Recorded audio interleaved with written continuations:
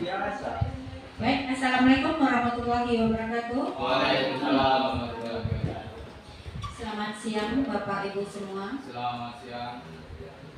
Pada hari ini alhamdulillah kita bisa mengikuti kegiatan presentasi dari salah satu CGP kita mengenai aksi nyata dari modul 1.4. Puji syukur, marilah kita panjatkan kehadirat Allah Subhanahu wa taala yang telah memberikan rahmat dan hidayahnya sehingga kita bisa berkumpul di siang yang cerah ini. Yang saya hormati Kepala Sekolah SMA Negeri 1 Lembung Jaya, yang saya hormati Bapak Ibu guru yang sudah hadir pada kegiatan aksi nyata modul 1.4 dari salah satu CGP kita. Untuk memulai acara ini, marilah kita bersama-sama dibuka dengan bacaan basmalah. Untuk selanjutnya kita persilakan kepada CGP kita untuk menyampaikan hasil dari yang sudah beliau dapatkan yang akan dibagi untuk kita bersama. Kepada Ibu Linda kita persilakan. Terima kasih atas waktunya. Selamat siang Bapak Ibu. Assalamualaikum warahmatullahi wabarakatuh.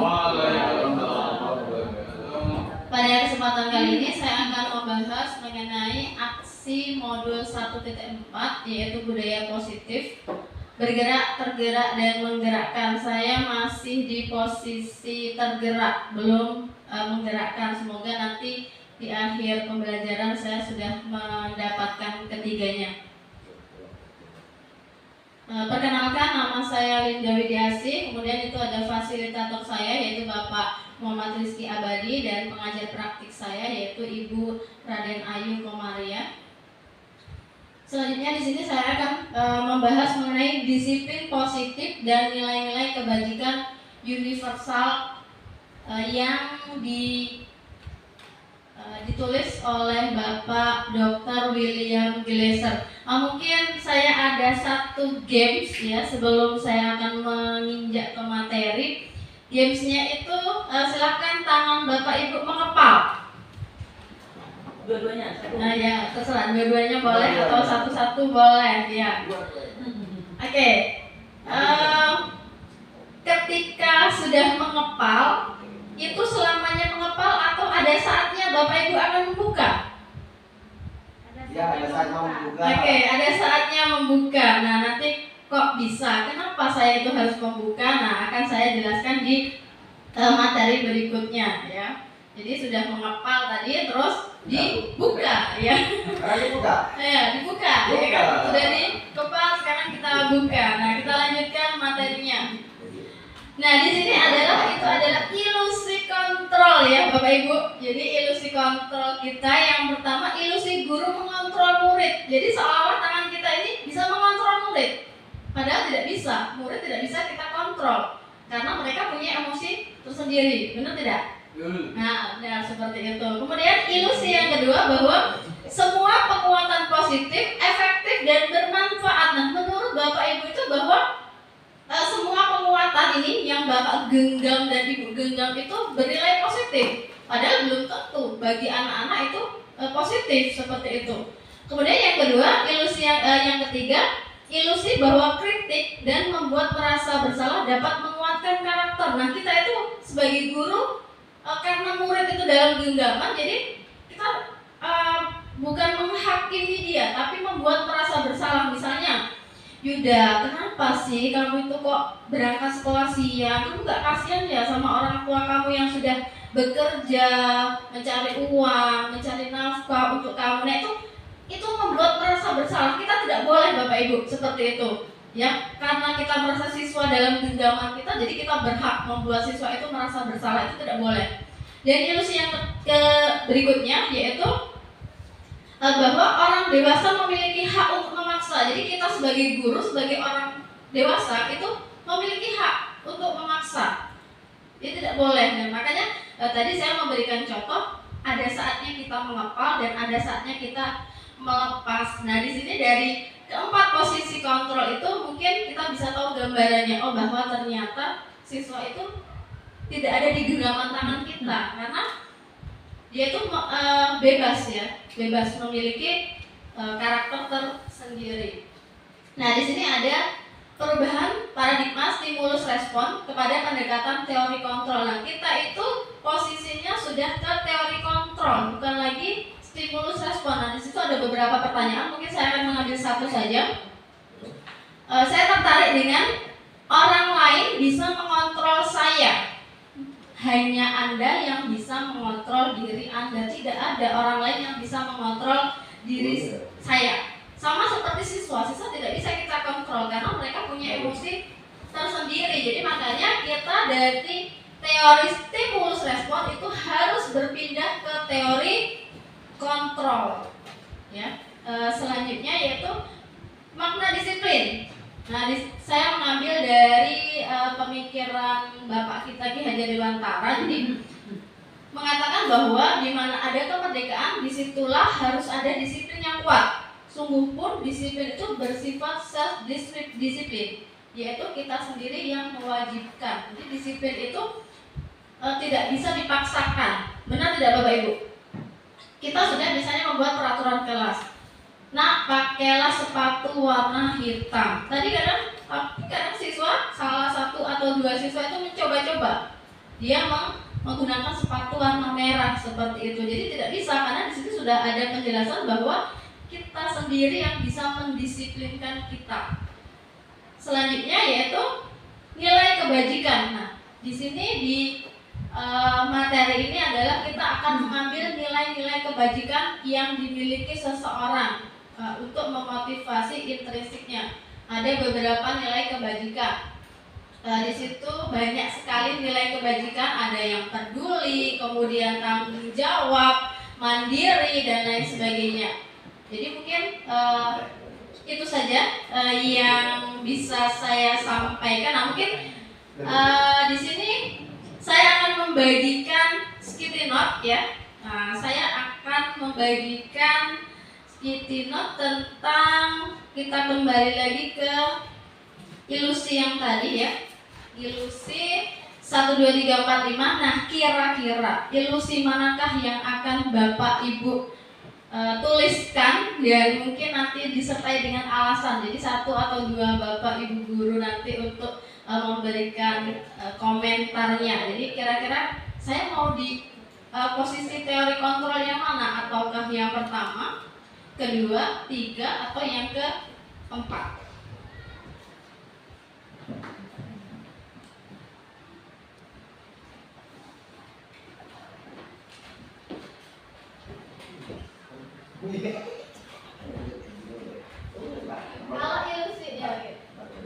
Kalau ilusi guru mengontrol murid itu jadi misalnya seperti ini. Ketika siswa mengerjakan PR, itu seluruh siswa harus mengerjakan PR. Tidak boleh tidak ada yang mengerjakan. Nah, apabila ada satu siswa yang mengerjakan PR, maka kita akan menghukum siswa. Itu adalah mengenai guru mengontrol murid. Jadi siswa itu tidak boleh yang namanya tidak mengerjakan PR karena itu kewajiban. Tapi kan kita tidak boleh karena anak itu tidak mengerjakan PR, pasti ada alasan-alasan tersendiri. Nah, kita tidak boleh menghakimi seperti itu Bapak Ibu. Kemudian yang kedua bahwa semua penguatan positif, efektif dan bermanfaat. Misalnya kita mengatakan, nah potonglah rambutmu, misalnya seperti itu. Nah itu mungkin efektif bagi kita, tapi bagi si anak, saya loh mau punya style tersendiri di rambut saya, toh rambut saya mungkin tidak berpengaruh dengan pemikiran saya seperti itu. Nah itu mungkin di posisi yang kedua. Jadi penguatan positif di kita belum tentu positif di anak. Kemudian yang ketiga, kritik membuat orang merasa bersalah. Jadi seperti tadi ya, seperti tadi misalnya ada siswa yang terlambat atau ada siswa yang bermasalah seperti itu, kemudian kita membuat dia merasa bersalah. Kamu tidak kasihan ya dengan ibu kamu tidak kasihan dengan ayah kamu yang sudah mencari uang untuk kamu sekolah seperti itu. Akhirnya anaknya jadi merasa bersalah, dan merasa bersalah itu tidak baik Bapak Ibu ya. Jadi tidak baik anak itu merasa bersalah. Dan selanjutnya adalah bahwa orang dewasa memiliki hak untuk memaksa. Kita tidak bisa. Mungkin kalau kita sebagai guru itu ilusi 1 mengontrol murid dengan ilusi 4 yang cocok untuk kita seperti itu. Sudah Bapak Ibu? Sudah Bu. Ya. Bapak Sis silahkan Ya. untuk mewakili rekan-rekan yang lain. Baca dulu. Satu dua Presentasi lah. Dikumpulkan kok ini. Dibacakan. dibacakan aja. Dibacakan. Bacakan. Coba.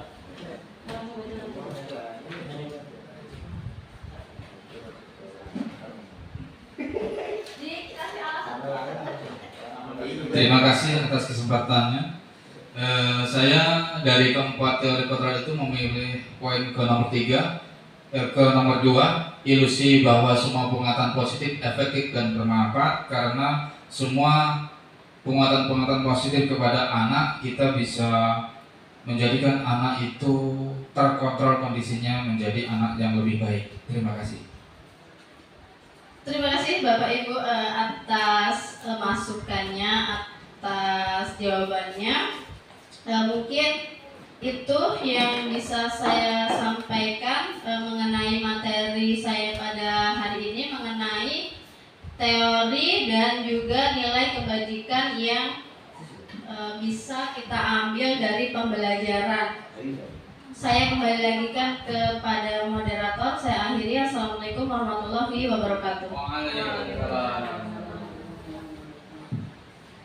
Baik Bapak Ibu, dari penyampaian materi yang sudah disampaikan oleh CGP tadi, apakah ada pertanyaan? Cukup. Kalau cukup, kita akhiri sampai di sini dengan bacaan hamdalah.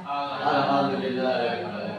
Nah, kita mulai Bapak Ibu semua. Assalamualaikum warahmatullahi wabarakatuh. Waalaikumsalam warahmatullahi wabarakatuh. Yang terhormat Bapak Kepala SMA 1 Jaya, yang terhormat Bapak Ibu dan guru yang sudah hadir, dan mahasiswa WPL dari Yayasan Askia. Puji syukur kita panjatkan kehadirat Allah Subhanahu wa taala, karena pada kesempatan kali ini kita masih diberikan rahmat hidayahnya untuk mengikuti acara ini sampai selesai. Salawat dan salam tak lupa kita junjungkan kepada junjungan kita Nabi besar Muhammad SAW yang akan kita nantikan syafaatnya di yaumul akhir. Bapak Ibu semua, pada kesempatan kali ini kita akan menyaksikan presentasi dari calon guru penggerak kita, Ibu Dharma Irawati, yang akan memaparkan hasil aksi nyatanya pada modul 1.4 tentang budaya positif di sekolah. Baik, langsung saja silakan Ibu Dharma untuk memberikan presentasinya. Waktu dan tempat saya persilahkan.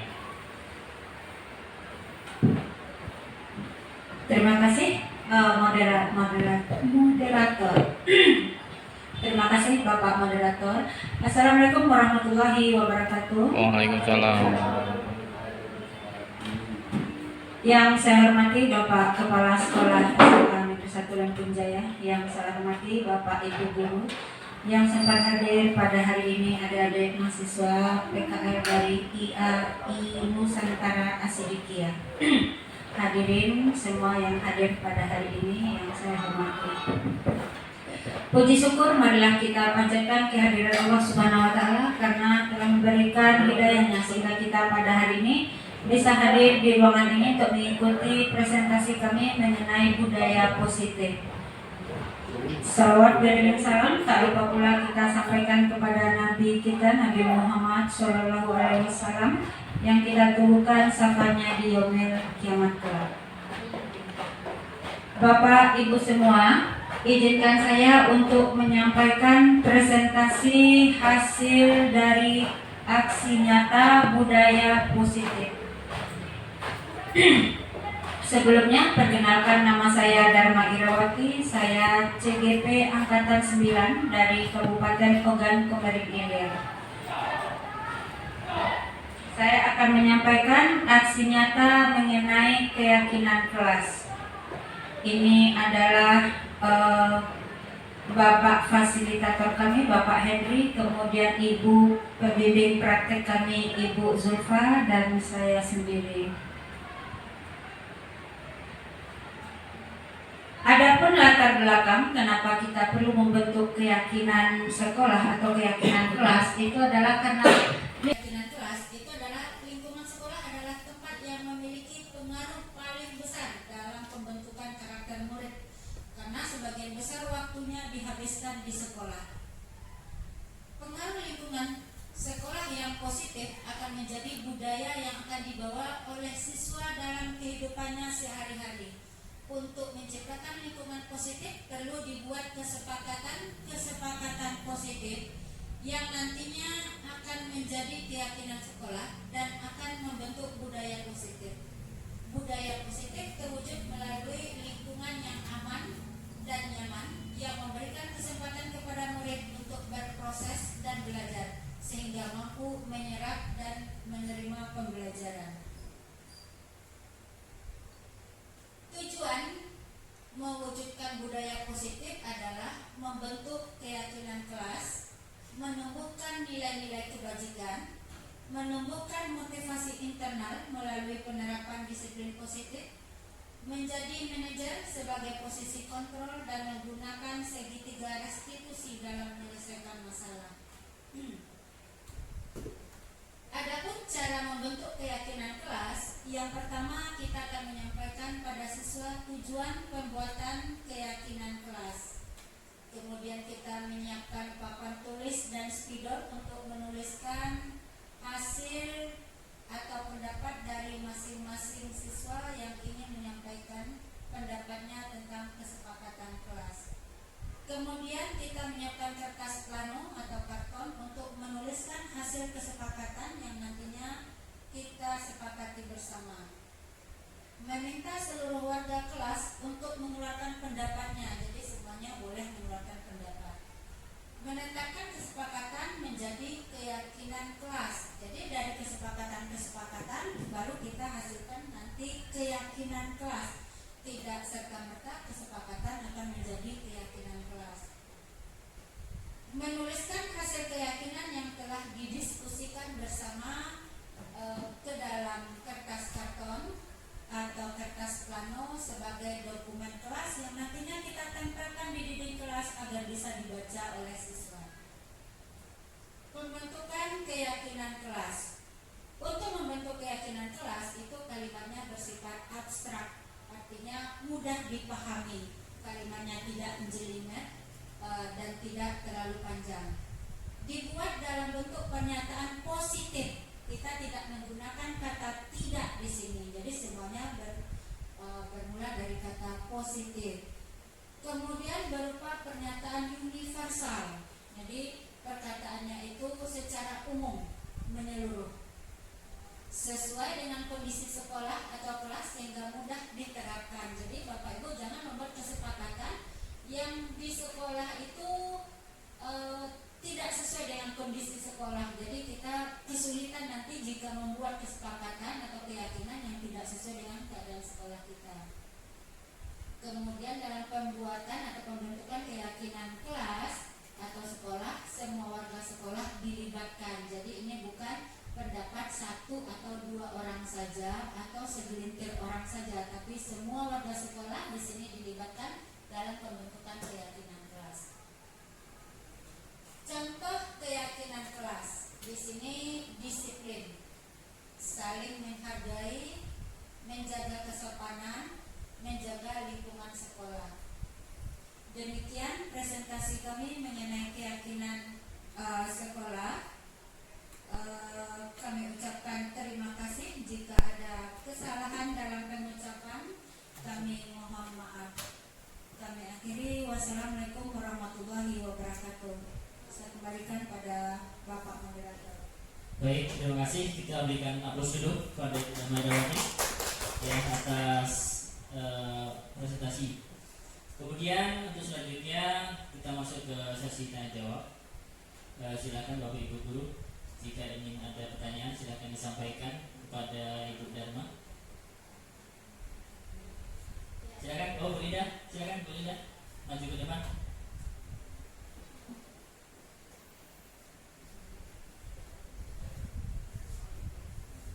Terima kasih atas waktu yang diberikan. Di sini saya akan bertanya, menurut Bu Dharma, apakah keyakinan itu perlu dibuat dan bagaimana penerapan keyakinan di sekolah itu digunakan? Mungkin itu saja. Terima kasih. Baik, terima kasih kasih pertanyaan Ibu Linda, sangat bagus sekali pertanyaan beliau. Apakah perlu dibuat keyakinan kelas atau keyakinan sekolah, kemudian bagaimana cara penerapannya? Keyakinan sekolah itu perlu kita buat. Kenapa perlu dibuat? Karena dengan adanya keyakinan sekolah, kita akan bisa dengan mudah mengontrol keadaan sekolah.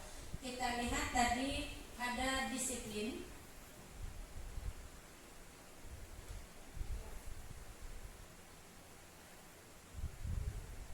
Nah, contoh keyakinan kelas di sini ada disiplin. Dengan keyakinan yang sudah terbentuk mengenai disiplin, siswa akan dengan mudah mengetahui apa kesalahannya, apa hal positif yang sudah dilanggarnya.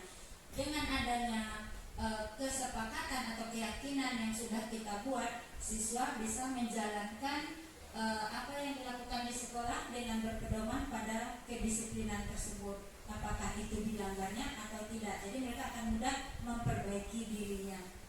Kalau saling menghargai, misalnya mereka ada berkata kotor atau tidak sopan, kita tinggal menanyakan apakah itu sudah sesuai dengan keyakinan atau belum. Kalau sudah sesuai keyakinan, berarti kurang tepat kita membuat sebuah keyakinan sekolah tentang saling menghargai. Tapi mereka akan menyadari bahwa mereka sudah melanggar sesuatu yang salah, yaitu saling menghargai dengan berkata-kata kotor. Sehingga kita bisa mempertanyakan, ini sudah sesuai belum dengan keyakinan sekolah?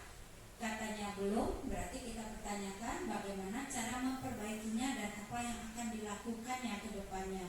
Jadi itu untuk mengontrol, mempermudah kita di dalam mengontrol disiplin, saling menghargai atau menjaga kesopanan, menjaga lingkungan sekolah. Jadi tergantung bagian mana yang kita buat di dalam keyakinan kelas.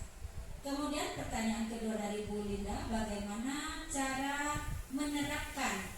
Untuk cara menerapkan, pertama kita mulai dulu dari kelas. Kita mulai dari kelas sehingga mereka terbiasa. Pembiasaan ini nanti akan membentuk karakter sehingga menjadi budaya. Jadi kalau sudah menjadi budaya di sekolah, itu tidak akan mudah dilupakan, akan terbiasa, akan dibawa sampai kapanpun. Jadi keyakinan itu sampai kapanpun akan terbawa di dalam diri mereka masing-masing. Inilah yang dikatakan budaya positif yang bisa membentuk. Baik Bapak Ibu, kami akhiri. Assalamualaikum warahmatullahi wabarakatuh. Kepada Bapak Kepala SMA Negeri 1 Lubuk Jaya yang kami hormati, kepada Bapak Ibu, guru dan staf tata usaha, dan kepada rekan-rekan mahasiswa IAIN Asidikiyah yang berbahagia, puji syukur kepada Tuhan Yang Maha Kuasa. Alhamdulillah pada hari ini kita diberikan nikmatnya untuk bersama-sama hadir di ini ruangan dalam rangkaian acara menyaksikan secara langsung presentasi kemampuan daripada calon guru penggerak di Kabupaten Oki. Kemudian salawat dan salam mudah-mudahan senantiasa terjaga keberadaannya kita baginda Nabi Muhammadin SAW yang selalu kita harapkan sampai kelak di yaumul kiamah. Amin ya rabbal alamin. Bapak Ibu yang sangat luar biasa, izinkan kami di sini memandu acara pada hari ini. Untuk membersihkan waktu, marilah acara presentasi dan diskusi pada hari ini kita buka bersama dengan melafazkan basmalah. Bismillahirrahmanirrahim. Mudah-mudahan awal hingga akhir nantinya dapat berjalan lancar sesuai dengan harapan. Baik, untuk acara selanjutnya mari kita dengarkan bersama-sama presentasi dari calon guru penggerak angkatan ke-9 Kabupaten Oki yang akan disampaikan oleh saudara kita Bapak Iswanto dengan tema Diklat Penanam Budaya Positif di SMA Negeri 1 Lubuk Jaya. Untuk itu kepada Bapak dipersilakan. Assalamualaikum warahmatullahi wabarakatuh. Waalaikumsalam warahmatullahi wabarakatuh. Yang terhormat Kepala SMA Negeri 1 Lubuk Jaya, Bapak Ibu Dewan Guru SMA Negeri 1 Lubuk Jaya, dan adik-adik PKL dari IAIN Asidikiyah. Di sini saya akan melakukan pelajaran diklat positif. Nama saya Siswanto, CGP Angkatan 9 Kabupaten Oki. Bapak Ibu yang saya hormati, sesuatu yang harus diwujudkan di sekolah, yaitu yang pertama keyakinan kelas. Seseorang akan tergerak dan bersemangat dalam menjalankan keyakinan daripada hanya mengikuti serangkaian peraturan. Yang kedua, 5 kebutuhan posisi kontrol guru. Yang pertama penghukum, yang kedua membuat orang merasa bersalah, yang ketiga teman, yang keempat memantau, dan yang kelima manajer. Yang ketiga, kebutuhan dasar manusia. Yang pertama bertahan hidup, yang kedua kasih sayang dan rasa cinta diterima, yang ketiga penguasaan, yang keempat kebebasan, dan yang kelima kesenangan. Kemudian kebutuhan yang harus diwujudkan di sekolah yang selanjutnya restitusi, yaitu menciptakan kondisi murid untuk memperbaiki kesalahannya mereka sehingga mereka bisa kembali pada kelompok mereka dengan karakter yang lebih kuat. Bapak Ibu yang saya hormati, di sini saya akan bahas tentang 5 kebutuhan manusia. Yang pertama bertahan hidup, yang kedua kesenangan, yang ketiga penguasaan, yang keempat kasih sayang dan rasa diterima, yang kelima kebebasan. Bapak Ibu yang hormati, yang pertama yang kita bahas adalah kesenangan. Kebutuhan akan kesenangan adalah kebutuhan untuk mencari kesenangan, bermain, dan tertawa. Bayangkan hidup tanpa kenikmatan apapun, betapa menyedihkan. Anak-anak dengan kebutuhan dasar kesenangan yang tinggi biasanya ingin menikmati apa yang dilakukannya. Mereka juga bisa berkonsentrasi tinggi saat mengerjakan hal yang disenangi. Mereka suka permainan dan kesukaan mengoleksi barang, suka bergurau, suka melakukan dan juga mengemaskan. Bahkan saat mereka bertingkah laku buruk, mereka masih terlihat lucu. Bapak Ibu yang saya hormati, langkah kedua yaitu kasih sayang dan rasa diterima. Kebutuhan yang disayangi untuk diterima meliputi kebutuhan akan berhubungan dengan koneksi sosial, kebutuhan untuk memberi dan menerima, kasih sayang, dan kebutuhan untuk merasa menjadi bagian dari suatu kelompok. Kebutuhan ini juga meliputi keinginan untuk tetap terhubung dengan orang lain seperti teman, keluarga, pasangan hidup, teman kerja, binatang peliharaan, dan kelompok di mana kita tergabung. Kasih sayang ini jika diibaratkan murid, mereka harus kita terima apapun kondisinya, apapun latar belakang sosialnya, sehingga mereka hidup nyaman di sekolah, tidak merasa terbuli dari mereka itu. Selanjutnya, kebutuhan hidup yang ketiga yaitu penguasaan. Kebutuhan ini berhubungan dengan kekuatan untuk mencapai sesuatu, menjadi komitmen, menjadi terampil, diakui atas prestasi dan keterampilan kita, didengarkan, dan memiliki rasa harga diri. Kebutuhan ini meliputi keinginan untuk dianggap berharga, bisa membuat perbedaan, bisa membuat pencapaian komitmen, diakui, dihormati. Ini meliputi self-esteem dan keinginan untuk meningkatkannya terhadap pengaruh-pengaruh. Hal ini harus kita tanamkan pada siswa bahwa mereka harus menggali potensi-potensi mereka agar apa yang dia cita-citakan terpenuhi. Misalkan mereka punya bakat di sekolah, di rumah, maka guru wajib mengembangkan bakat tersebut agar kompeten. Yang keempat adalah kebebasan. Kebutuhan untuk bebas adalah kebutuhan akan kemandirian, otonomi, memiliki pilihan maupun mengendalikan arah hidup seseorang. Anak-anak dengan kebutuhan kebebasan yang tinggi menginginkan pilihan. Mereka perlu banyak bergerak, suka mencoba-coba, dan terlalu terpengaruh ke orang lain, dan sangat mencoba hal baru dan menarik. Siswa harus diberi kemerdekaan untuk berekspresi sesuai dengan apa yang dia cita-citakan dengan tetap kontrol dari guru. Selanjutnya yang kelima adalah kebutuhan bertahan hidup. Kebutuhan bertahan hidup atau survival adalah kebutuhan yang bersifat fisiologis. Untuk bertahan hidup, misalnya kesehatan, rumah, dan makanan. Kebutuhan biologis sebagai bagian dari proses reproduksi, termasuk kebutuhan untuk tetap bertahan hidup. Kompeten, psikologi pada kebutuhan ini meliputi kebutuhan akan perasaan aman. Bapak Ibu yang saya hormati, setiap manusia atau setiap makhluk hidup pasti mempunyai sifat bertahan hidup. Dia akan mempertahankan hidupnya melalui makanan, rumah tinggal, dan sebagainya. Mereka perlu mencapai tersebut dengan kerja keras. Nah, siswa dalam hal ini diajarkan untuk tetap bertahan hidup dengan kerja keras, jangan sampai siswa tersebut bermalas-malasan. Bapak Ibu yang hormati, demikian presentasi dari saya tentang 5 kebutuhan dasar manusia. Selanjutnya, Bapak Ibu yang saya hormati,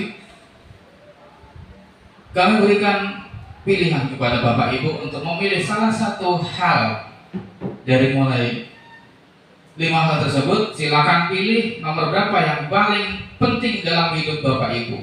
Silakan tuliskan ke sticky note, kemudian nanti silakan presentasikan apa yang akan Bapak Ibu pilih. Monggo, silakan. 5 kebutuhan tadi.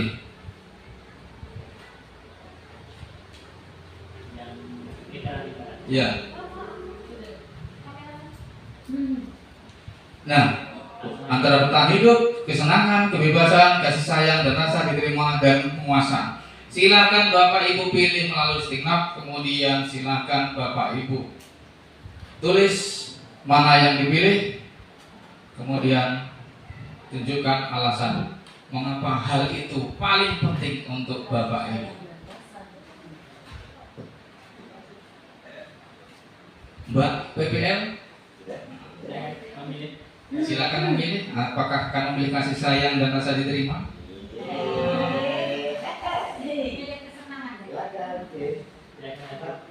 Boleh lebih dari satu, Pak? Boleh.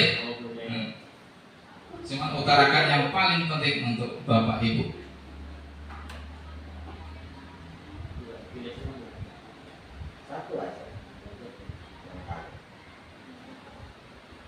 Sudah selesai? Nah, siapa yang akan maju ke depan untuk presentasi itu? Mbak PPL?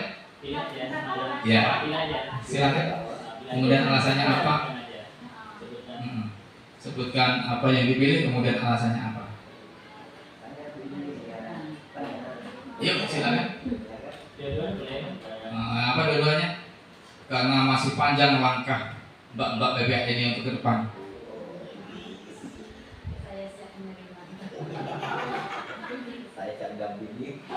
Yuk, silakan.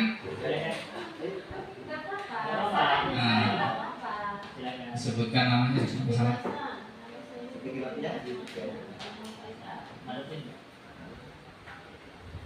Baik, saya Amalia. Assalamualaikum warahmatullahi wabarakatuh. Perkenalkan, nama saya Warti. Saya mahasiswi dari IAI Nusantara Sidikiyah.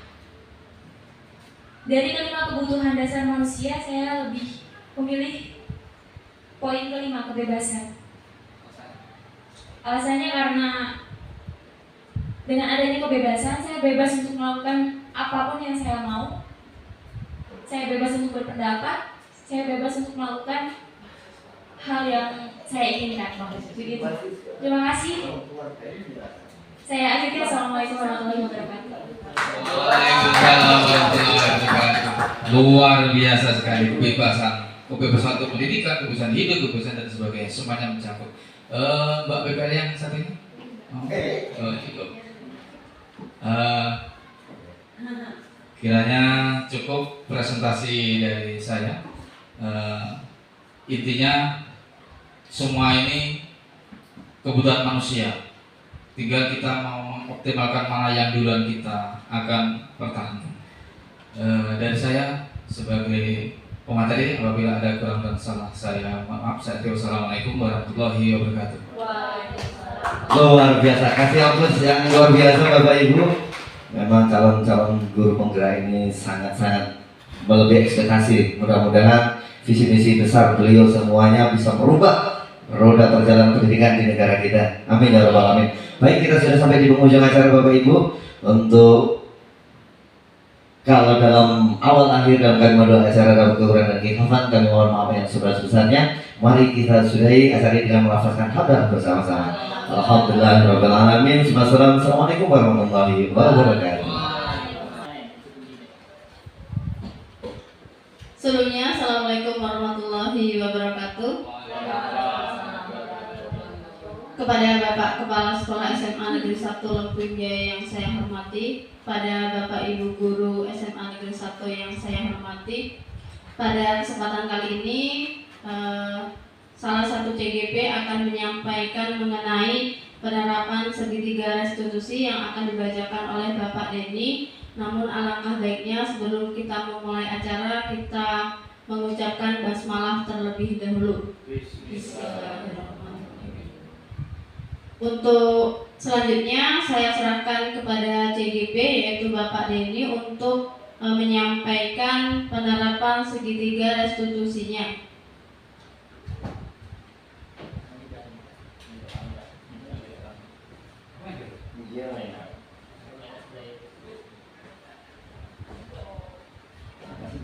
Selamat datang Pak Sis, silakan duduk. Siap.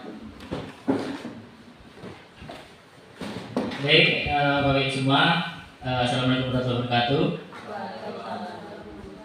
Terima kasih atas kehadirannya pada kesempatan kali ini. Yang terhormat Bapak Kepala SMA 1 Brawijaya, yang saya hormati rekan-rekan guru di SMA 1 Brawijaya serta Mbak PL dari IAIN SDG ya.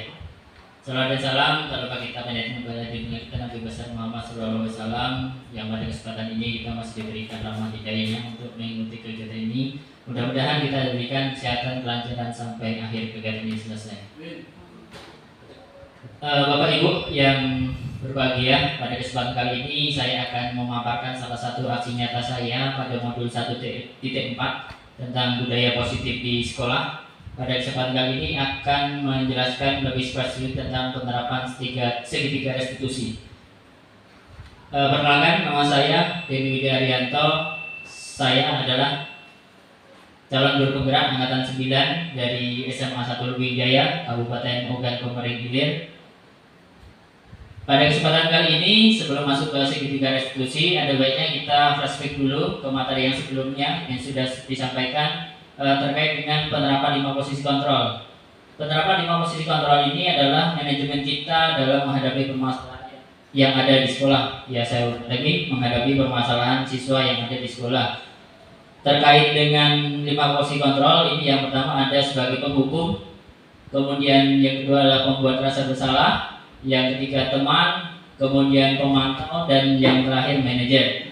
Dari mulai tahapan yang pertama penghukum, kita sebagai guru itu menghukum siswa dengan kesalahan-kesalahannya, dan pada yang terakhir tahapan kelima itu adalah posisi manajer, posisi yang paling ideal yang semuanya kita insya Allah akan diberikan ilmu ya untuk mempelajari atau naik sebagai level manajer. Sementara ini kan kita kalau menghukum siswa, memberikan siswa hukuman itu baru tahap penghukum. Sebenarnya itu ada tantangan yang lebih baik lagi, yaitu sebagai manajer. Posisi kontrol kita ketika kita berada di segitiga restitusi adalah pada posisi manajer, jadi posisi yang paling ideal.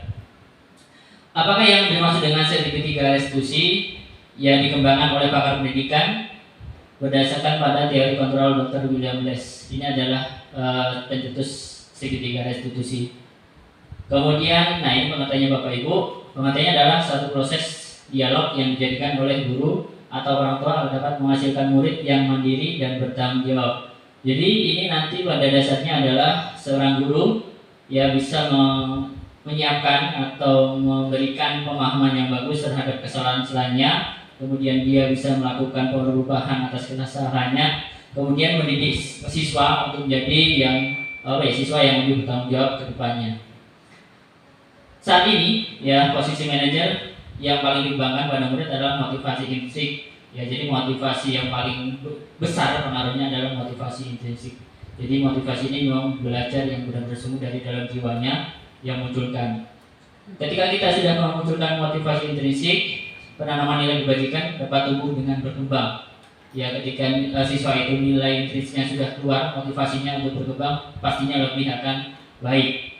Kemudian ketika motivasi sudah berkembang, pasti akan ada satu kegiatan positif dari siswa tersebut sehingga dia tidak mengulangi kesalahan yang sama pada masa yang akan datang. Kemudian ada 3 tahapan restitusi Bapak Ibu semua. Yang pertama dari validasi tindakan yang salah. Yang pertama menstabilkan identitas, kemudian validasi tindakan yang salah, kemudian langkah yang terakhir adalah menanyakan keyakinan. Nanti akan kita ulas semua ketiga-tiga langkah tersebut. Sebelum itu, ya, saya akan berikan video pemaparan tentang contoh dari penerapan segitiga restitusi.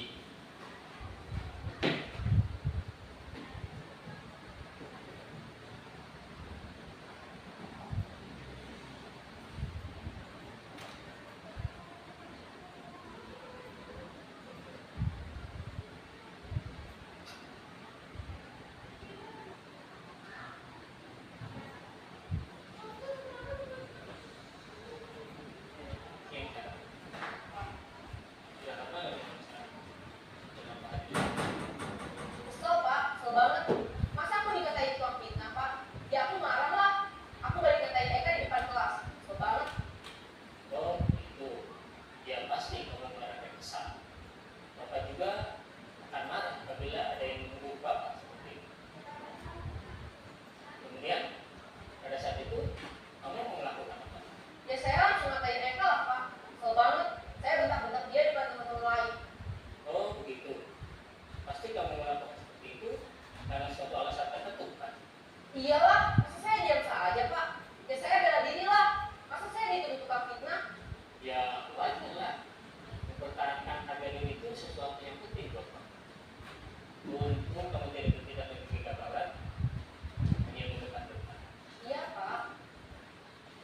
Untung saya masih bersabar dan hanya meminta saja. Udah gemes padahal. Saya pasti bela diri lah. Ya pasti ya, tapi kamu memilih untuk tetap bertahan dan sabar. Kamu memilih untuk tidak berbuat lebih parah lagi. Nah, sekarang coba kita lihat lagi tindakan kamu yang mentak-mentak kita di kelas. Tindakan kamu itu kira-kira sesuai dengan keyakinan kelas atau prinsip kamu tidak? Enggak lah pak. Capek pak jadi pemarah. Jadi keyakinan atau prinsip mana yang kurang sesuai dengan keinginan kamu? Ya, saya sebenarnya sangat menghargai orang lain. Mungkin saat itu saya terjadi emosi, jadi tidak menemukan sikap itu. Kamu meyakini tidak? Menghargai orang lain itu penting Bapak. Yakin lah pak. Iya, setuju. Kita harus saling menghargai. Namun ada juga keyakinan yang kita sepakati yang perlu kita jalankan. Apabila kita sedang marah, kan? Ya, saya bisa lebih proaktif, mulai dengan diri sendiri. Saya bisa jadi lebih sabar, mengambil waktu kita untuk berpikir mau apa selanjutnya. Kira-kira kamu bersedia memperbaiki masalah ini tidak? Sedia pak. Kalau kamu memperbaiki masalah ini, kamu akan menjadi orang seperti apa? Saya akan menjadi orang yang bertanggung jawab kali ya pak. Dan senantiasa proaktif. Iya. Menurut kamu, bagaimana rasanya menjadi orang seperti itu? Ya nyaman lah, bangga bisa bersabar dan Baiklah kalau begitu. Yuk kita pikirkan bagaimana memperbaiki masalah ini.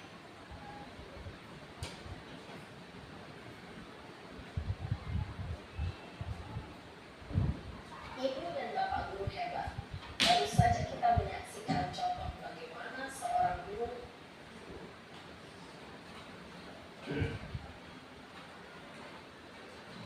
Baik, Bapak Ibu semua, itu cuplikan sedikit tentang video penerapan segitiga restitusi antara siswa dengan guru terkait dengan permasalahan. Itulah sebenarnya posisi yang ideal bagi kita semua. Ya, di saat kita mendapati siswa dengan permasalahan tertentu, kadang posisi kita hanya sebagai penghukum. Ya, kita tidak bisa melihat sisi dari siswa. Apakah yang dia lakukan itu salah, atau mungkin dia ada suatu kebutuhan yang belum terpenuhi, atau memang ada kebutuhannya yang dilanggar oleh pihak lain. Ya, itu sebenarnya. Baik, kita bahas dulu mulai dari awal. Tahapan yang pertama dalam segitiga restitusi adalah menstabilkan identitas. Jadi pada prinsipnya yang pertama adalah berbuat kesalahan adalah bagian dari proses pembelajaran. Jadi yang namanya kesalahan itu pasti kita lakukan. Ya, cuma dari kesalahan itu kita bisa berbuat lebih baik untuk menjadikan pelajaran di kemudian hari. Itu yang harus kita tanamkan sejak dini. Kemudian yang kedua, berperan menggeser identitas dari murid gagal ke identitas yang sukses. Itulah tujuannya ketika siswa itu gagal merasa bersalah, kita rujuk atau kita perlakukan dia supaya kedepannya dia menjadi anak yang sukses. Kemudian yang ketiga adalah jangan mengkritik murid, ya. Jadi ketika siswa itu bermasalah, kalau bisa sebaiknya kita jangan mengkritik, ya, karena kritikan itu akan jadi semacam beban perasaan bagi mereka. Ya, itu sebenarnya itu yang nggak boleh dilakukan. Jangan sekali-sekali kita mengkritik atau mencemooh siswa yang bermasalah, ya, karena belum tentu kita belum tahu latar permasalahannya seperti apa. Kemudian kita bisa mengajukan pertanyaan ketika siswa itu mengalami kesalahan.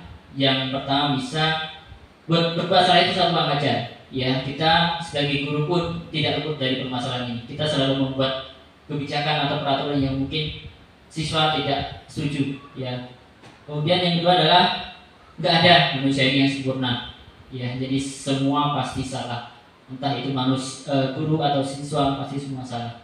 Kemudian yang ketiga, ayo perbaiki masalah ini, ya. Kita cari solusinya bersama-sama. Nah, itu bisa tindakan yang kita lakukan. Kemudian selanjutnya adalah kita tidak menanyakan kesalahannya secara lebih fokus, ya. Jadi jangan sampai kita menanyakan kesalahannya lebih teliti, lebih detail. Itu kalau bisa kita hindari. Ya, cukup kita tahu permasalahannya apa. Jangan menanya sampai ke hal yang dalam seperti itu. Kemudian yang terakhir adalah apakah saat ini kamu tengah menjadi orang yang baik untuk dirimu sendiri? Jadi kadang-kadang siswa itu melakukan perbuatan yang salah, tapi menurut dia itu adalah hal yang baik. Kemungkinan untuk membela diri atau dia miskomunikasi dengan orang lain atau siswa yang lain. Nah, jadi ini adalah pertanyaan pernyataan yang diajukan ketika pada tahapan yang pertama tadi. Kemudian yang kedua adalah validasi tindakan yang salah. Jadi kita memvalidasi tindakan siswa itu mana yang salah. Yang pertama adalah berlandaskan pada prinsip bahwanya setiap perilaku berupaya memenuhi suatu kebutuhan tertentu. Jadi kita di sini menelaah Bapak Ibu semua kebutuhan apa yang belum dicapai siswa atau kebutuhan apa yang memang diinginkan siswa. Ya, ketika ada satu masalah pasti ada satu kebutuhannya yang memang dia tidak terpenuhi.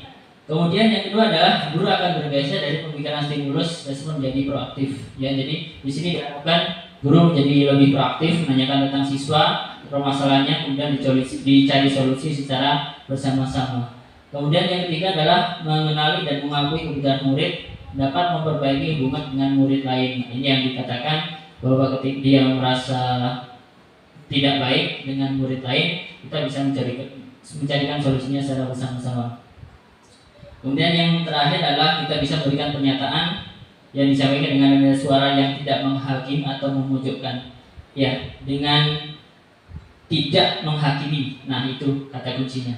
Ya, jadi kita berkata lembut, ya, walaupun diri kita sedang tidak baik, tapi kita usahakan suasana itu tidak tegang, ya, seperti itu. Kemudian beberapa pertanyaan yang bisa kita ajukan. Yang pertama adalah kamu bisa saja bertindak lebih gegabah dari ini, ya, ketika siswa mungkin sedang posisi paham, bisa saja siswa itu sebenarnya bertindak lebih dari itu. Ya, bisa lebih ekstrim dari itu, mungkin seperti itu. Dan tapi kita apresiasi dia bahwasanya, oh, untung kamu nggak kok seperti itu. Ya, kalau seperti itu nanti akibatnya lebih fatal lagi. Nah, itu salah satu motivasi intrinsik yang bisa ditanamkan ke siswa. Kemudian yang kedua adalah kamu bukan melakukannya tanpa suatu alasan tertentu. Ya, ini yang dikatakan bahwasanya mereka pada dasarnya melakukan satu tindakan itu pasti ada dasar permasalahannya. Kemudian yang keempat adalah mungkin kamu bisa mempelajari suatu perilaku baru yang lebih efektif. Nah, ini. Jadi kata kuncinya adalah efektif. Ya, jadi siswa dituntut untuk mempelajari, ya, tindakan-tindakan efektif yang positif ke depannya supaya perilaku tersebut tidak akan terulang lagi. Kemudian pada tahapan ketiga adalah menanyakan tentang keyakinan. Di sini teori kontrol yang menyatakan bahwa pada dasarnya kita termotivasi secara intrinsik, ya. Jadi kata kuncinya sekali lagi motivasi intrinsik, ya. Jadi bagaimana cara kita mengembangkan atau menggali motivasi siswa tersebut supaya kedepannya menjadi seorang yang lebih bertanggung jawab atas seluruh perbuatan yang dilakukannya. Kemudian saat perilaku yang salah telah divalidasi, jadi kita sudah tahu salahnya apa. Kemudian sudah sukses stabil, ya, sukses stabil dengan ujangan atau nasihat kita. Kita kaitkan dengan keyakinan. Keyakinan itu adalah kalau bahasa kita adalah kesepakatan, ya, kesepakatan. Nah, kita kaitkan yang sudah kita ada pada tiap sekolahan atau tiap kelas yang kecil pasti kita ada kesepakatan kelas. Nah itu kita kaitkan antara perbuatan yang telah dilakukan dengan kesepakatan kelasnya seperti itu. Kemudian dari kesepakatan tersebut ya ternyata dia salah atau dia berbuat lebih dari itu. Nah kita cek kembali kesepakatan kelas atau keyakinan kelas yang sudah kita buat sebelumnya. Kemudian beberapa pertanyaan bisa kita gajukan. Yang pertama adalah sebagai keluarga atau kelas apa yang kita yakini. Jadi kita anggap siswa kita itu adalah keluarga kita. Ya, siswa adalah anak kita. Jadi kita anggap kita keluarga. Ketika sudah hubungan keluarga sudah tercapai, pasti motivasi intrinsik itu akan lebih mudah untuk digali. Kemudian nilai apa yang kita sepakati. Jadi peraturan atau dengan apa yang kita sepakati supaya kita bisa kedepannya lebih baik. Dan yang ketiga adalah seperti apakah gambaran sebuah kelas yang ideal bagi kamu. Yang menanyakan bagaimana sih kondisi ideal bagi kamu, apa sih kebutuhan kamu. Yuk kita cover di sini secara sistematis, kita tulis dalam sebuah kesepakatan kelas bersama-sama. Kemudian yang terakhir adalah kamu ingin menjadi orang yang seperti apa. Nah ini kita tanyakan, ya mau jadi apa kamu nanti ke depannya. Ya, nah itu kita bimbing. Kalau perlu kita berikan solusi atas permasalahan yang terjadi. Kemudian selanjutnya hal yang perlu diperhatikan dalam penerapan segitiga restitusi ini adalah yang pertama, perilaku yang salah perlu dikaitkan dengan nilai-nilai atau keyakinan kelas. Jadi perilaku dia kita kaitkan dengan keyakinan. Ada nggak keyakinan kelas atau peraturan kelas yang memang dia langgar ketika dia melakukan perbuatan itu. Kemudian kesediaan orang yang melakukan tindakan untuk membagi masalahnya. Bersiapkah dia untuk membagi masalah dia, menyelesaikan masalah dia? Kita bisa pecahkan bersama. Kemudian yang selanjutnya adalah pemecahan masalah sebisa mungkin relevan. Ya, kata kuncinya adalah relevan ya. Jadi kita cari solusi secara bersama yang tidak memberatkan satu pihak manapun. Kemudian yang terakhir adalah selanjutnya usaha perlu adanya suatu usaha perbaikan dari pihak yang bersalah. Jadi kata kuncinya adalah usaha. Kita mengusahakan bagaimana solusi permasalahan yang akan kita benari atau kita perbaiki secara bersama-sama. Dan yang terakhir waktu, perlu dijadikan waktu dari pihak yang berbuat kesalahan, tanyakan kapan dan mulai mau diberlakukan. Jadi timingnya Bapak Ibu, timingnya itu juga kita harus cari yang pas. Ya, jangan ketika baik sedang bergejolak, ya kita tanyakan keyakinan kelasnya, posisi ini belum stabil keyakinannya. Ketika posisi sudah stabil, tahap 1 tadi kita tanyakan. Kemudian yang selanjutnya adalah kapan akan mulai diberlakukan. Ya, bisa nggak kamu tidak melakukan hal ini untuk kedepannya? Jadi kita sebagai pengontrol. Jadi kedepannya kita bisa melihat perilaku anak tersebut, bagaimana perbuatannya, bagaimana tindakannya, bagaimana tanggung jawabnya ketika masalah tersebut akan diulanginya lagi. Terima kasih Bapak Ibu semua. Itulah sedikit presentasi dari kami tentang segitiga restitusi. Silakan kembali ke moderator. Kalau ada pertanyaan kita diskusi secara bersama-sama. Demikian presentasi yang sudah disampaikan oleh CGP kita, yaitu Bapak Denny, mengenai budaya positif, yaitu restitusi ya. Jadi segitiga restitusi. Jadi mungkin kalau selama ini kita sebagai penghukum harusnya kita bergeser menjadi manajer. Adakah Bapak Ibu yang ingin bertanya mengenai pemaparan dari Bapak Denny?